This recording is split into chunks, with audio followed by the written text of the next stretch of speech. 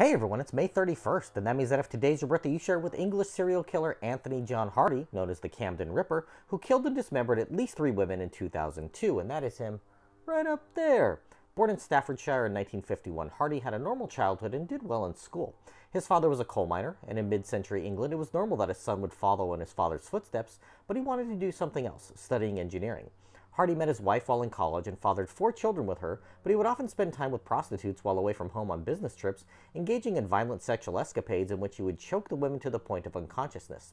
The family moved to Tasmania in the late 70s for work, and in 1982 his violent urges came home when he attempted to bash his wife in the head with a frozen water bottle and drown her in the bathtub. She fought back and he was arrested, but domestic abuse wasn't taken seriously at the time and charges were dropped. They returned to England and split up, getting divorced in 1986, after which Hardy spent the next few years in and out of a mental hospital. He was treated for depression, alcoholism, drug-induced psychosis, and bipolar disorder. Hardy moved from hostel to hostel across London, being convicted multiple times of theft and being drunk and disorderly. In 1998, he was arrested for raping a prostitute, but as happened with his drowning attempt, charges were dropped. In 2002, while police were investigating an incident of vandalism, they discovered the dead body of a prostitute in Hardy's flat. He claimed that due to his alcoholism, he had no idea how she got there. Despite being nude and having cuts and bruises on her head, the coroner ruled her death was due to a heart attack, and Hardy was allowed to go free after a short stint at a mental hospital. That coroner was later stripped of his license and barred from practicing medicine in the UK. 1 month later, a homeless man found the dismembered corpses of 2 women who had been stuffed in trash bags and left in a dumpster.